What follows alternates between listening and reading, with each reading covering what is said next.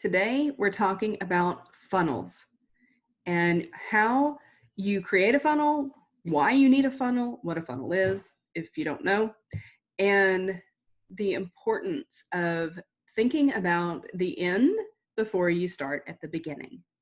I can't wait for you to meet my guest today.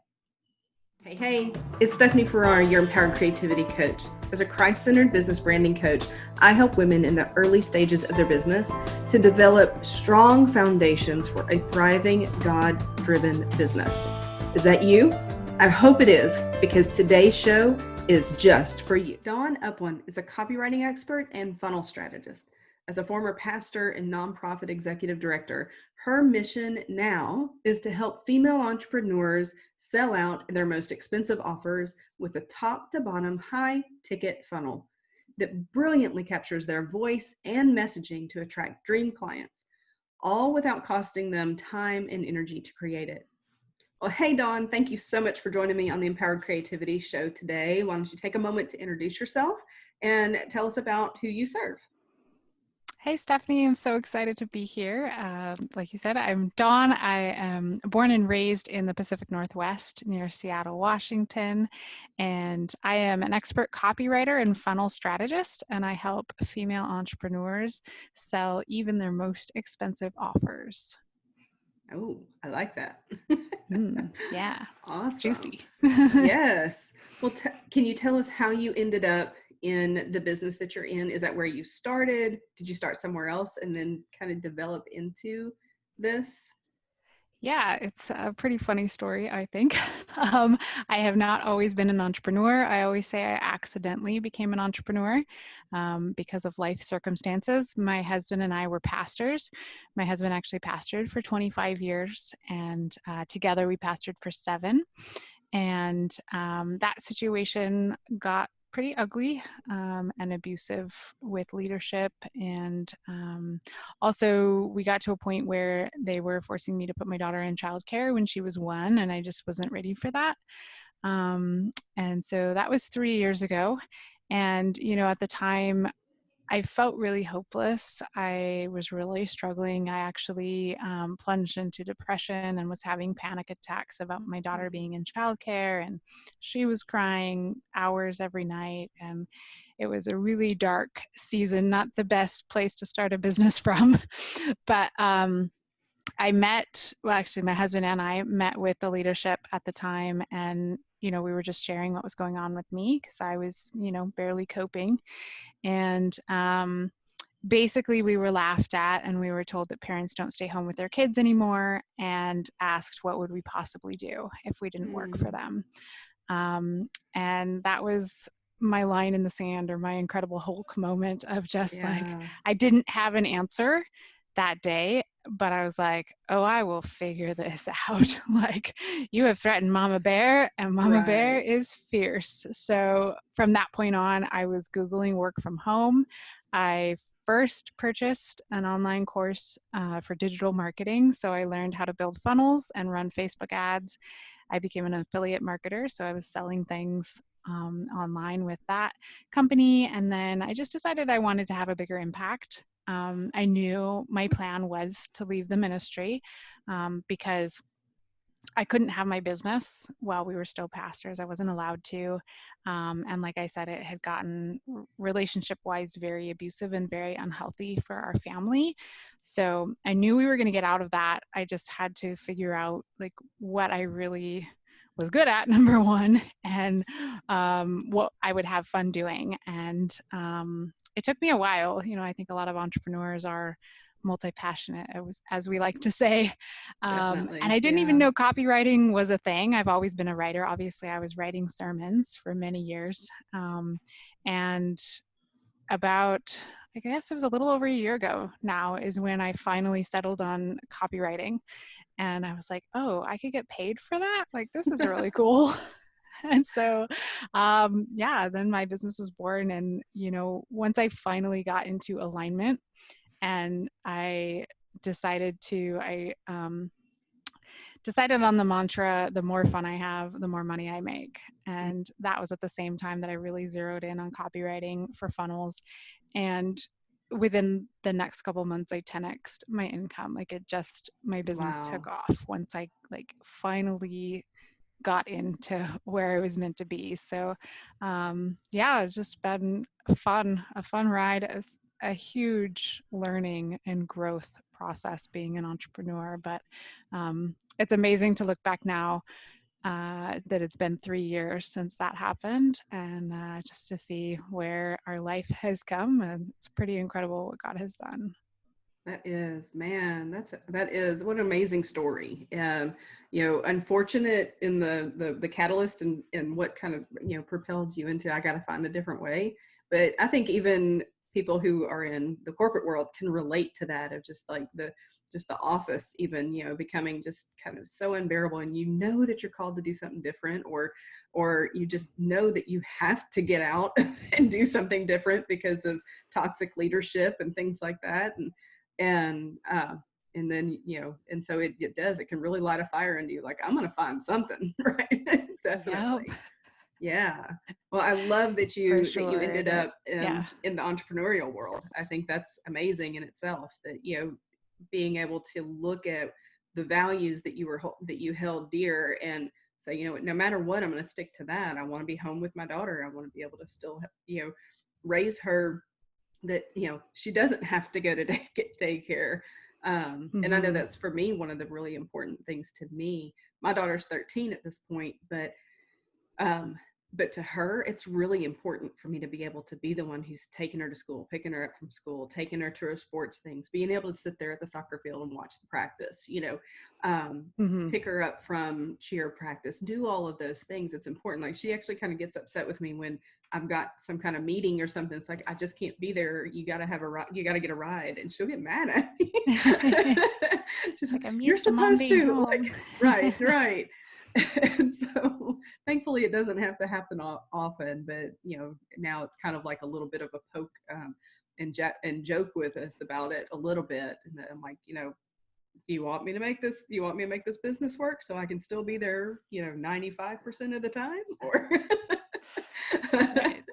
That's so so true. And it's so important. I mean, one of my biggest passions is being home to raise her. And I'm absolutely adamant that it makes such a huge difference in our kids' lives. yeah. People are always like, oh, she's so amazing. She's such a good kid. And I said, like, it didn't happen by accident, you know? Like, Right.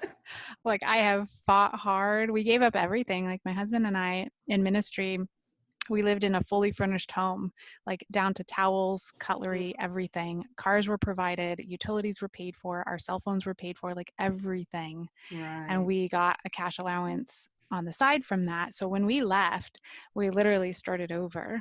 Yeah. We have 4 kids total between the two of us. And yeah, just to get a place to live was 2 full months of our cash allowance from Right. ministry. So that's why it took me 18 months before we were able to get out, because Yeah. we were saving up and I was building the business. And yeah, but it's so worth it to be there for our kids 100%. It is. I know. I have a 26-year-old son, and when I moved from Tennessee to Arkansas, I worked from home when I moved. I stayed with the same company and worked from home. And I absolutely loved being able to be there when he got home from school. And thankfully, I had a boss that was very flexible with me. And so, she was like, as long as the work's getting done, if you want to go, take him to the pool or do whatever when he gets home from school, go do that. I don't care when you work, as long as the stuff's getting done. And that's And amazing. right, I was so lucky.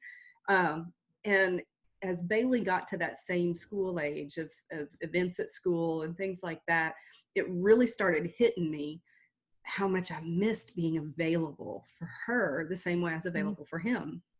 And so that really lit that fire in me, under me, to really, I gotta figure out what.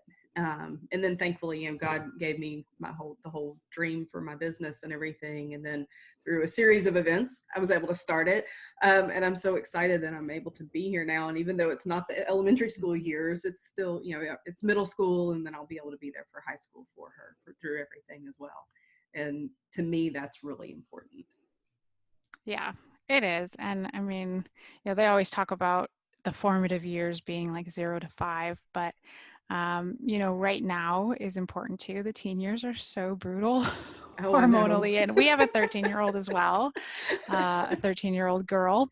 So Uh-huh. I totally can relate. And, but, she actually wrote me a letter this past week talking about how much I had changed her life, Oh, teaching her the things that I know from being an entrepreneur, the mindset, yeah. manifestation, like all the things. And, you feel sometimes like you just talk and talk and it's like hitting a brick wall sometimes with those teenage kids. But, Right. Yes. it was a good reminder of like, oh, you never know who's watching. And I Right. mean, you do know in the back of your mind that your kids are watching you, but you never usually get a glimpse of like how much of an impact it's really having. So, it's really great that you are home and able to be at so many things. This time in her life, oh, I do not miss the teenage years. I'm glad I I never go know. back. Yes. And girls are harder than boys in these teenage years. I will say that for sure. For sure. He didn't have the drama, you know. Oh my goodness, Definitely no. didn't have the drama. I just keep telling her, like, this isn't going to matter. Yeah. A week, a month, a year from now, none of this is going Mm-hmm. to matter. So just let it go. Yeah. But I think the best thing, like she and I have had some of the best conversations um, between this year and last year, but just where I can see, like you said, like she is watching and she is listening, even though in the moment it may not seem like it. It may not, appear that Mhm. she's heard what I've said, the advice I've given her, whatever. But to have us talk later and then her be able to talk through some things with me, and I realized, okay, she was paying attention. She Mhm. was hearing that. And it's a beautiful thing to, it's like we have some very adult conversations now around, we're just with everything that's been going on recently and Mhm. everything.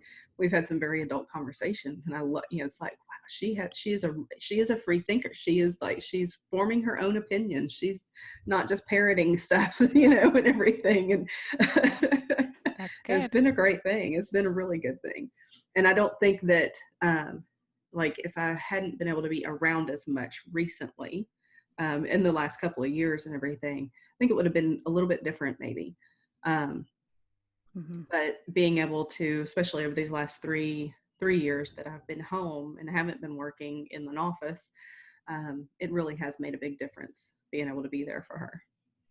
So I want to move on to something. So you mentioned in your intro that you learned about copywriting and funnels. Mhm. And so my audience is generally in the first few years of their business. They've kind of been trying to figure it out on their own. They may not know what a funnel is. And so I want to really start there. Can you describe what a funnel is in this marketing world of websites and everything, and why we need one? Absolutely. Great question. So a funnel at its very base definition is just an automated system that we create to take cold traffic or people that don't know you, don't know about your business, and then get them to opt in for something usually that's free, whether it's a PDF, an ebook, a training, like a video training, something like that. You get their name and email address, and then from there, they're on your email list. So you can nurture them, build know, like, and trust, and then eventually the goal is to sell them whatever offer it is that you do. So coaching or a course that you've created or something like that. So it's just that process of going from cold to a hot lead, as we would call it, someone who's ready to buy. And then setting it up to be automated. So the tools that we use, I'm sure they've probably heard of some of them, like ClickFunnels, Lead Pages, those sorts of tools are the platform that's used. It's different from your website. You can use your website, but I generally don't recommend it just because of ease of use and analytics and things like that. But yeah, once you set it up, then it's sort of like having a 24/7 salesperson there for you to be collecting leads. And then in your email service provider, you would then set up a series of emails so that they would continue to get communication from you once, which is what we call nurturing the lead once they're on your list. And then, like I said, giving them those offers that you want to sell. So that's the So basic definition of a funnel. So if you that's picture perfect. the funnel, down here is where people who buy, and then up at the top is everybody who sees the offer, whether it's, you know, organically on Pinterest or your social media posts, or if you you can also pay for traffic with Facebook ads or something like that. So a question that came to mind as you were describing that is kind of like, at what point in creating your business, creating your website, do you need to be thinking about that funnel? I kind of have the idea in my head of what your answer is going to be, but when like, do I wait till my website is done, I've got my course, I'm ready to put it out to the world to create that funnel, or where does that really fall? Where does it fit in? That's such a good question. And I would say, well, number one, before you're ready, but I would say even before a website. You know, I have a client of mine who I still don't think she has a website. And yet, you know, she has regular clients and, you know, she's been doing it, I think, a couple of years now and still didn't have a website.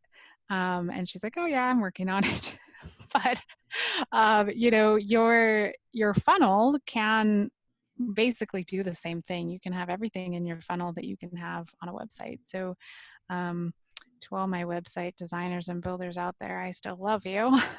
But I think it's a myth that we need that first. You know, like I said, I dabbled with affiliate marketing. I then went for a period of like a year where I was sort of lost and wandering for what I was going to do. Whether it was going to be coaching or helping moms, like I just kept trying different things and things weren't landing. So throughout that process of trying different things and things not working, through the process of changing my business like 4 times and my niche 4 or 5 different times, when I finally landed on copywriting and funnel building, I basically like overhauled my website, my funnel, everything in about 10 days. And it was like massive, messy action. And I just started making money. Like after that, I just, not that I didn't care, but I didn't put so much pressure on myself to have all the things right. I just started talking about what I was doing and making the sale, like telling people, you know, sometimes we get so caught up in all the actions that we're doing and so stressed about like, oh, I'm supposed to be doing this and I'm supposed to be doing that. And then you realize, well, am I actually asking for the sale every day? Like, am I actually talking about an offer, or am I just like putting out nice quotes? Or like, yes, you know, putting out a podcast or a blog, those things can be helpful and they can, you know, generate traffic, but those aren't asking for a sale. Like those aren't actually pitching your offer to somebody. So those are 2 very different actions in business. And I opted for that second route of just like getting my offer out there and making money. And then I sort of went back like, goodness, it was probably 5 or 6 months later that I actually did my website. Gotcha. So Okay. that's my thought on it. Probably other people would disagree, but you know. Well, but I think that is key, because if you don't start collecting email address, I mean, I know that's one thing that I definitely didn't focus on early enough, and I'm still trying to churn that and figure that out. Honestly, like it's not growing at the speed I would like it to. Is what I'm saying, and so, but I know the importance of it. And so definitely I wish I would have 2 years ago put more effort into that. What is that going to be in the beginning? How am I going to get email addresses first? Because I really focused on some speaking and events and things like that at the beginning, but not collecting the email addresses to get people into my list, which is the beginning of the funnel. Mm-hmm. For sure. But one note on that too is, you know, email list is important, 100%, but it's not necessarily the size, it's the quality of those leads. So, I mean, there are people with relatively small lists who still have 6-figure businesses easily because they nurture that list, or, you know, they're not just running ads to cold traffic and building that list to have high numbers. It's sort of, I feel like in some ways it's become a vanity marker. Mm-hmm. And I mean, my list for me, because I've changed niches so many times, I don't have a big list. I think my list is still under 500, actually. Mm-hmm.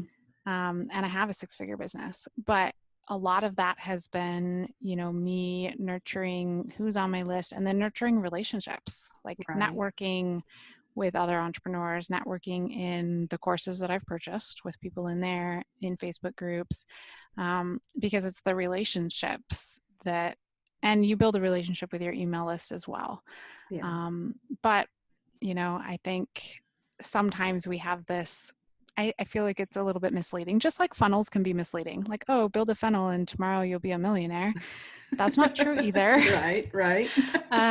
Building an email list and just having a bunch of people on there doesn't necessarily mean that you're going to make a lot of sales either, Yeah. because it I see totally that depends on with, who's on your list. it does. And I see that with, like with my Facebook page. I, years ago, I've had my Facebook page for many years, but I've gone through several businesses, several network marketing businesses on that Facebook page. And Mm-hmm. so while it's close to 4,000, it used to be over 4,000 and it dwindled to closer to 3,000. Now I'm almost at 4,000 again. But that difference now between the just over 3,000 to the almost 4,000, that's like people who really probably want to be there, as Yeah. opposed Is to that like most of the followers on four. your page? That's followers on my Facebook Followers. business page. And um, and so that's, but like I said, that grew over time. I did early on, like I was doing Facebook ads for likes and things like that. And so now I'm not doing that so much.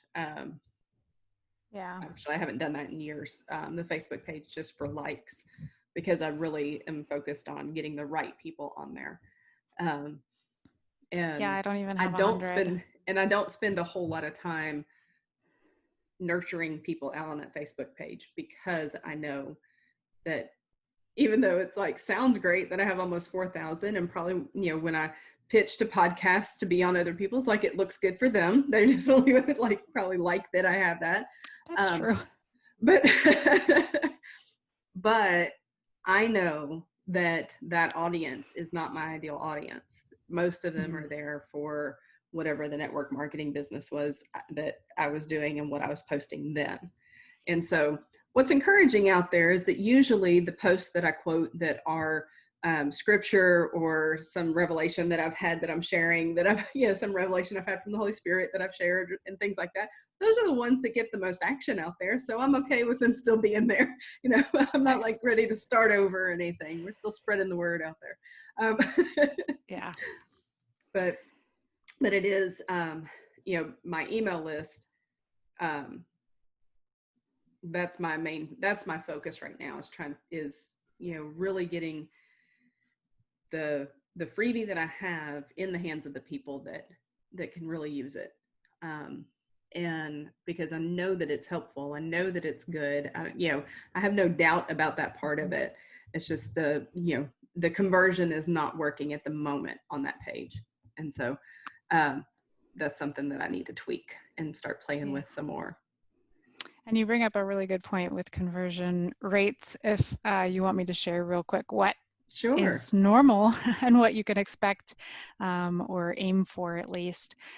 Industry standard is 30% for opt-ins, although I've heard more recently that that has gone lower. I don't know if it's just that people are a little bit overstimulated by all of the funnels, but I know other marketers who, if a page is converting at 15%, they're happy.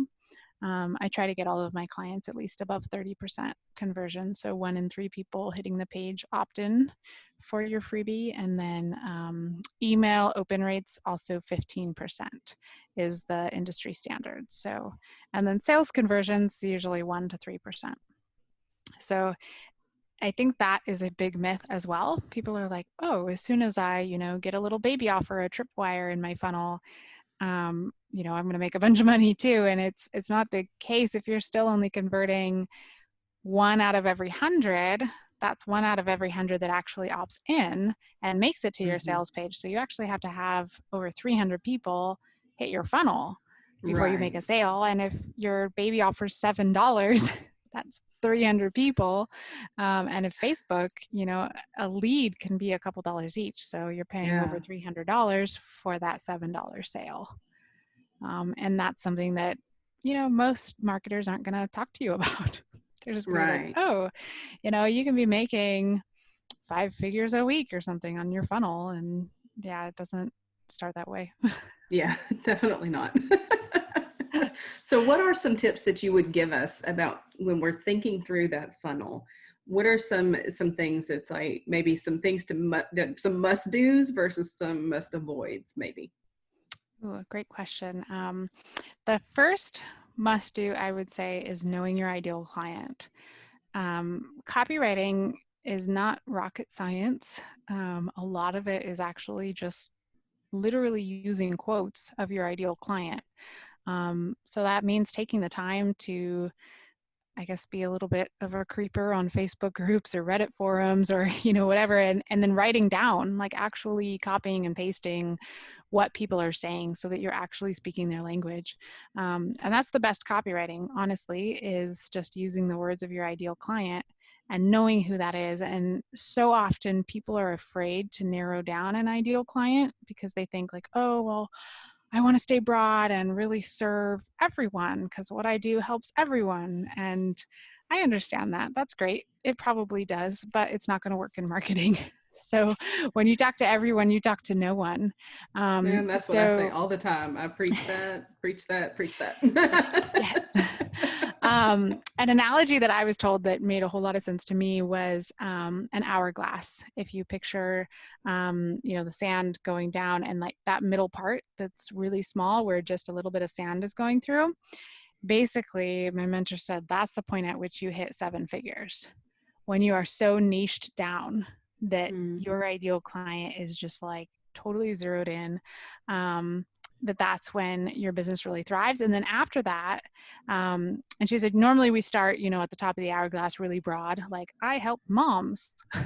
and then we get narrow and, maybe it's I help vegan moms with keto weight loss after they've had a baby or like something like that. Like that's real narrow. So right. that's where you would get narrow. And then she said, after you hit 7 figures, then you can broaden out a little bit Hmm. and, help maybe a bigger base of people. But at least in your marketing, you really need to narrow it down. And that goes to, I guess, what would be a second tip is like really nailing your one-liner so that your message is clear. Donald Miller always says, if you confuse, you lose. And so often we want to like use alliteration or sound fancy or something like that with our one-liner when really it can be so basic. Like mine, I help female coaches sell their most expensive offers. It's very plain, it's very short, to the point, without using like transform or, some word that we don't necessarily have a single definition. Like I think help, even Hmm. though it might be overused, people understand it. And I Right. would much rather go for understanding and being clear than being creative and fun and cutesy. Um, And that then wins the day walk for away, but me. like, well, that sounded good, but I don't know what she meant. But I still don't know. I still don't know It's what you so do. funny because I was in a group program and literally we're like 2 months in, and all of us with this one particular individual were like, we still don't understand what you do. And she's Mm-hmm. brilliant. Like she's really Mm-hmm. high level, like one of the smartest people I've ever met. And we're all really smart.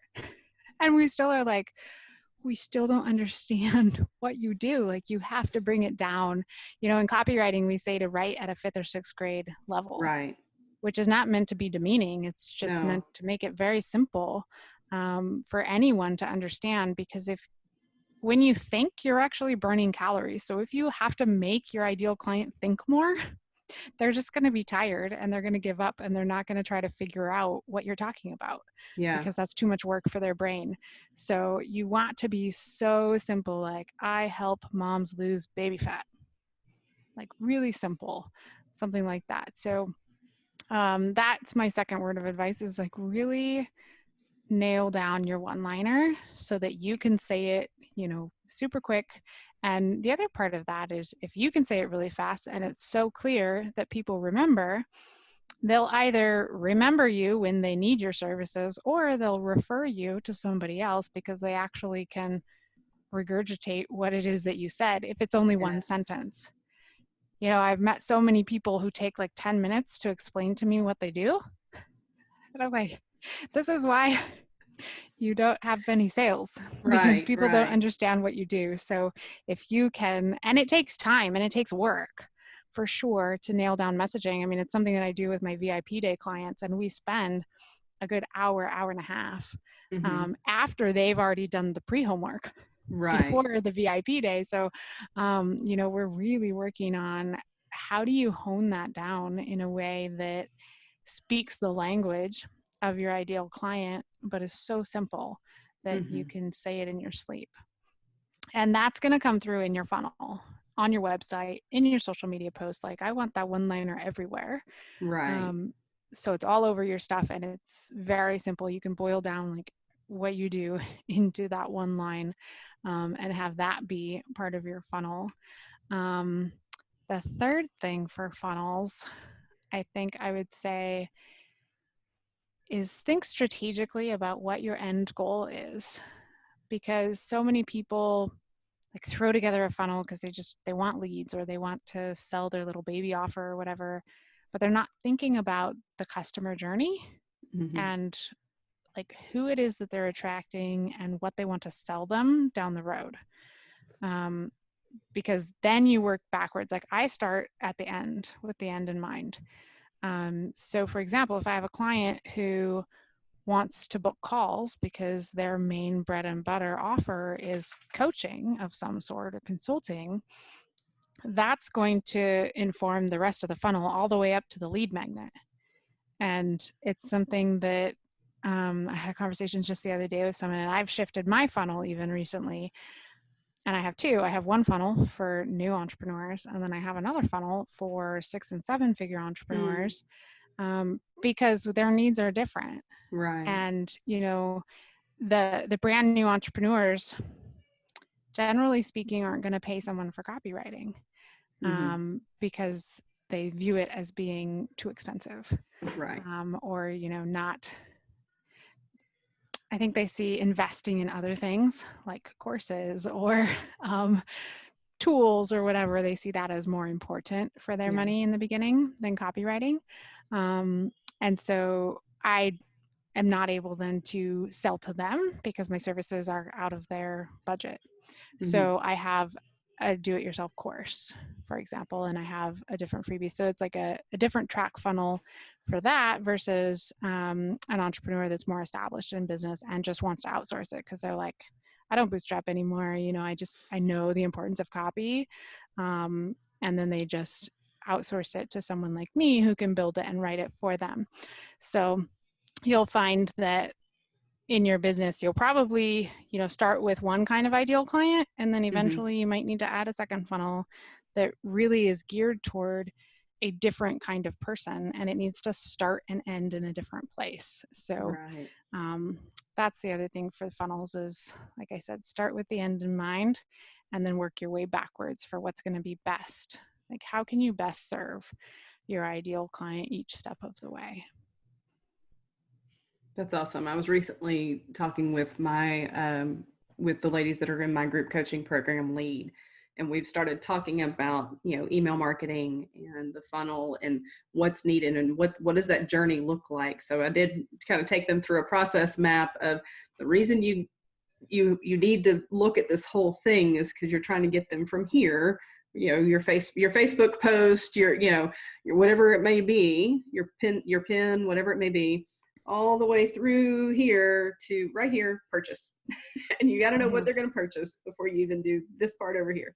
And so we've been training on that part this month that we started last month. We'll continue this month, with really trying to think through and plan out that whole funnel. I would say that first funnel for them, because Mhm. right now none of them have one. So Wow. Hey, you got to start somewhere. You got to start somewhere. Exactly.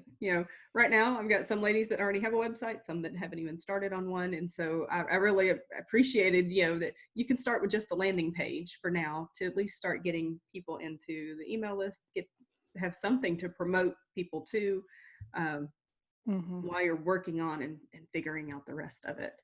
Yeah. And even before you have a funnel, I mean, there are a lot of people, a lot of clients I've had actually who have added a funnel in like the end of their first year, their second year of business, and they've grown their entire business just on Instagram DMs, for example, and they didn't even have funnels and they have 6-figure businesses. Right. I've had, I think, 5 or 6 clients in that scenario. They did have websites, I think, but they didn't have funnels. So, again, it's just putting the offer out there, not thinking that you have to have all the things in order to offer someone to purchase something. Like and that's a big thing that I think you grow into confidence as an entrepreneur. And for whatever reason, when we have a website, we feel more confident and legit. When we have a funnel, Oh, I have one client. She was one of my very first early clients. And so most of the stuff that we worked on together was for her business that she had at the time, which they did videography and they did like marketing promotional type things, and they like t-shirts for events and things like that. So it wasn't just the t-shirts that you see all over Etsy and things like that, but it was like reunions and birthday parties and things like that, and then corporate things, and so they had a couple different things going on at the time when we were deep in our coaching, I'll say that. And so now just every now and then she kind of checks in with me and we do a few things. Well, she just launched a skincare line, and you want to talk about like accidental launch. It was so funny because she had the product and she did a Facebook Live where she was just giving that hint of what's to come, because in her mind she was I'm getting the website built where people can purchase and everything. It's not there yet, but let me tell you about it. And she went through all the product and everything. And all of a sudden, like all these messages, how do I buy it? Can I buy it now? All of this happening, right? And so it started out with just like, Venmo or Cash App or something like, just, and then finally she basically just built the store on Facebook for now. So people can go to Facebook and buy, while she's getting the real website created. See, you don't need all the things. It's just proof. Because she texts me, she's like, I don't know what to do. people are buying. What do I do now? Like I don't have. That's hilarious. I didn't need to launch it. I said it was coming. That is too funny. I was like, well, you have a fantastic beta group for your very first launch of your skincare. You have ready and willing people out there ready to go. So it was really fun to be part of that and see. And I had actually interviewed her on my show like the week before that. So it was just funny because it was like, by the time it aired, she probably was going to be launched. And then like within a week, it was like, I'm going to have to update it and say, this is what happened, like, and how it happened. I need to do another interview with her because it was just so funny how quickly it was. And it was just like, now she needs to reorder products. She's run out of some of it to be able, and she's got to reorder and repackage and all that kind of stuff. And so it's fun to see that. And just how you can think like, and for her, that was totally a personal journey for her of finding the right thing for her. And then realizing, you know what, I think I could probably sell this. Let me see what that looks like. And she started working on the packaging and all that kind of stuff. And so it didn't start down a journey of I'm going to create a skincare line. It was, I need something better for my face. I'm going to make it. and then, but then after she made it, she realized, oh, there's a company that I can do and I can white label, they can create it. And so, and then I just package it. And so it worked out really well. She was involved in the formulation and everything. Like, these are the things that I want to have in it, but they create it. So she's not cooking it in her kitchen or anything like that. That's awesome. Yeah, I wouldn't know the first thing about making skincare. Skincare. Yeah. As way out of my zone of genius, but That's something I love about entrepreneurship. I mean, there's just like a million different things you can do. Oh, yeah. So, depending on, like you said, she finally found what her passion and what she was good at, and that whole alignment piece of, Exactly. really settling into what our purpose is, and that it's so beautiful that it could be a million and one different things. And I love it. the timing of it was absolutely perfect as well. Because when you think about her original business, her first business, the one that she's had for years and years, very event driven. Well, it dried Mhm. up because no events are happening. But like just as it dried up, the skincare line came accidentally online. Nice. Incredible. God works And in so the mysterious timing of it was ways. perfect. Exactly. Yes. Yes. Well, that kind of leads me into my final question for you, which is something that I ask everybody that I interview, and that is, what does it mean to you to let God lead in your life and in your business? Yes, I love this question. It's so important to me it's how I start my day as part of my morning routine, to tap into, first thanking God for a new day and for the business, and, all the things, like starting with appreciation and gratitude, but then just asking, and I keep it really simple. Um, I ask God every morning, what's one action that I can do today for my business to move it I forward? do that too. Nice. It's so simple. Like, don't overthink it. And I think sometimes, myself included, in starting my business, I put so much pressure on myself. I was so stressed all the time to like make the money and get my family out of that situation and all those things. But when we just surrender, and then surrender more, and then surrender more, God does miracles. And it's so much more fun than when we're trying to control everything. So yeah, that it's just being open, surrendering and being open to his leading, and asking, like tapping into that every day and trusting that you hear his voice and that he's going to guide your business, and then it's just fun. And I just Yeah. have fun. I never imagined life could be so fun. I never imagined business could be so fun. I just have so much joy and enjoyment for what I get to do and how I get to serve in the world. And um, God is a big part of that, and listening to his voice. So that's how I let him lead in my business. Awesome. So I know that there is something new that you are launching. And Mm. I think this is a great lead into that. I realized like that really wasn't the last question I have for you. So tell me about your group program that you're in the process of enrolling right now for this Mhm. group program. So tell me about that, and where my viewers can find more information about that if they are interested in either getting in now or in your next group. My next launch. Yeah, I am so, so, so excited about this launch. It's something God put on my heart months ago. And it's going to be a super small group. I'm limiting it to 6 women. It's a fusion, really, of group coaching plus one-on-one Voxer access to me. So it's a little bit of a hybrid. And what I saw in multiple group programs that I'm in is just not as much progress as fast in business. And I think a game changer is Voxer, like having one-on-one access to a coach, to somebody who's been where you want to go every single day.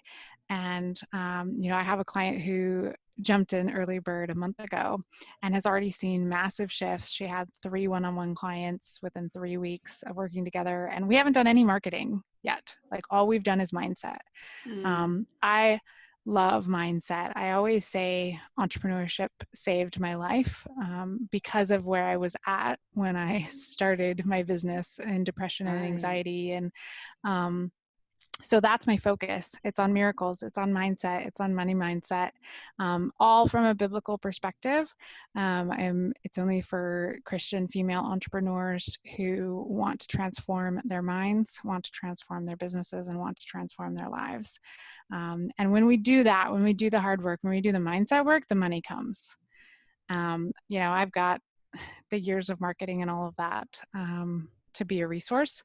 Mm-hmm. But the real magic happens in the mind. So that's the focus. We're launching in a couple of weeks, later this month in August. And yeah, like I said, it's already magical. We're already having fun and seeing awesome shifts. And that, oh my goodness, it brings me so much joy. And I just have so much fun getting the feedback and seeing the transformation. And you as a coach, I'm sure, have experienced that as well. Like when it Oh yeah. clicks for your Yeah. clients and you're like, oh yeah, you got this now, like you're becoming unstoppable.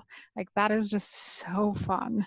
So Yeah. I'm really excited to get this group going and get to serve in this way. I think it's probably the pastor in me who, still loves to help others with spiritual growth. And I've seen in my own life how, when something I say all the time is, when you change your mindset, you change your life. Mhm. And as a result of what I have done in personal development, not necessarily Bible study or going to church, like really it has been attending entrepreneurial events where personal development has been a focus. Yeah. It just rocked my world. About a year ago, my husband, we were chatting one night and he looked at me and he said, I never thought I would get you back after my brother 10 years ago committed suicide. And Mm. it totally crushed me at the time. And as a result of what I've done, the mindset work I've done as an entrepreneur, he said, I thought I'd never get you back, but I Mm. have you back and you have more joy than you ever had before. And so like that is That's priceless. And beautiful. that's the kind of transformation that I see with clients, and that lights me up, gets me up in the morning, keeps me going. And I'm just excited to pass that on to other people and like have them experience this incredible joy. Yeah. Yeah. So tell me again the name of the program and where they can find out more information about it. Yeah, it's called Consistent Cash Flow Coaching, and I actually don't even have a sales page or anything. um, it's just because it's so small and it's just me. They can find out more by contacting me directly. So you can book a call on my website at dawnupone.com/book, or I hang out the most on Instagram. So if you send me a DM on Instagram, I'm always there hanging out and being of service, hopefully, with what I post and what I talk about. So, yeah, I'd love to chat with some of your listeners and have them check it out. Very good. Well, thank you so much for joining me today and sharing all of your knowledge around funnels and what they are, the purpose of them, why we need them, and how we can actually kind of start very simply in our business without having to have all the things in place before we even tell anybody we're in business. I love that. Yes. Yes, thank you so much for having me today. I hope you were taking notes because Dawn gave us gold today. So much great information around funnels and why you need them, how to build them, what the purpose of a funnel is, and why you need to think about the end result. What is it you're trying to do? Where are you trying to get your customer to go? What is that end result, that end purchase? Because you're in business and the end result is a sale, whether that's a new client, a product sale, whatever that may be, the end result is a sale. When you create your funnel, you've got to think about the end in mind. You've got to have the end in mind and then work backwards to where the funnel begins. I also love what we talked about in relation to how much technology you need to have set up before you even begin. That you really can start with that simple landing page within your email provider, your email marketing system. You can create just a landing page and build your website later, but start building your list now with a simple landing page, which is the beginning of your funnel. So think about that. Let me know how you have implemented Dawn's tips today. Definitely reach back out and let me know because it was packed with so much good. If you are needing help in your business, you have been trying to do this thing on your own, Googling, YouTubing, looking at what everybody else is doing, called funnel hacking, when you go and subscribe to what everybody else is doing, trying to figure things out. How did they do that? How did they do this? I want to invite you to apply for LEAD. LEAD is my 6-month group coaching program where we take you from beginning to end and getting the foundations of your business set up. We go through each thing step by step of the vision, your niche, your branding, getting your website and your funnels built, getting your system built. That system creates your course, that it becomes your course. I help women entrepreneurs start their business online, get it going, or revamp it, actually become profitable, start making money in your business. Let me help you.